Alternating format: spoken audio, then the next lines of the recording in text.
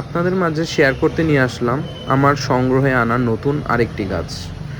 এটি হচ্ছে মূলত চায়না বট, যার বৈজ্ঞানিক নাম ফাইকাস মাইক্রোকার্পা।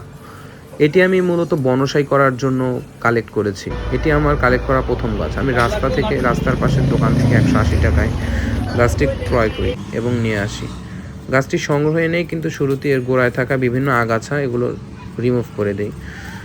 দেখাই যাচ্ছে যে গোড়ায় বিভিন্ন রকম আগাছা। এরপর আমি এটার সয়েলটা তৈরি করে নিই। সেজন্য আমি বালুর সাথে গার্ডেন সয়েল মিশিয়ে নিই এবং এর সাথে কিছুটা ভার্মি কম্পোস্ট মিশিয়ে নিই। আমি এই ব্র্যান্ডের ভার্মি কম্পোস্টটা most of the time use করি এবং এটা দিয়ে আমি খুব ভালোই রেজাল্ট পেয়েছি। খুব ভালো মতো মিক্স করে নিই vermicompost, soil and sand. এরপর 5 লিটারের একটি টব নিয়ে নিই এবং এর নিচে কয়েকটি ছিদ্র করতে হবে, কেননা ড্রেনেজ সিস্টেম কিন্তু একটা গাছের সাস্টেইন করার জন্য খুবই ইম্পর্ট্যান্ট। হোলগুলো ক্রিয়েট করে তার উপরে কিছু ইটের টুকরো দিয়ে দিব, তার উপরে কিছু শুকনো পাতা, যাতে ড্রেনেজ সিস্টেমটা অটুট থাকে মাটি দেওয়ার পরও। এরপরে কিন্তু আমরা পট থেকে গাছটাকে বের করে আনবো এবং আস্তে করে রোপণ করে দেবো, যেভাবে রোপণ করতে হবে। এরপর মাটি দিয়ে চারদিকে ভরে দিলাম।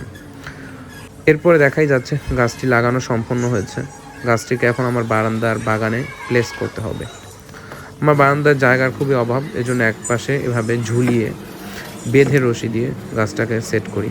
এই গাছটায় অনেকগুলো সাইড শ্যুট আছে, আমরা এগুলো কিন্তু রিমুভ করে দিব। এই যে মেইন যে একটা শ্যুট বের হয়েছে, এটা কাটবো না আপাতত। এটা আমার ফিউচারে কেটে দেওয়ার প্ল্যান আছে, কিন্তু আপাতত কাটবো না, কারণ এটা গ্রোথ এনশিওর করার জন্য বেশ কার্যকরী হবে। ছোট ছোট শ্যুটগুলো আমরা কেটে দিব এবং আমরা কিন্তু চায়না বটে নিয়মিত পানি স্প্রে করতে হবে, তাহলে যে বটের ঝুড়ি শিকড়ের মতো বের হয়, এটা খুব দ্রুত বের হবে এবং তখন দেখতেও সুন্দর লাগবে। Thanks for watching.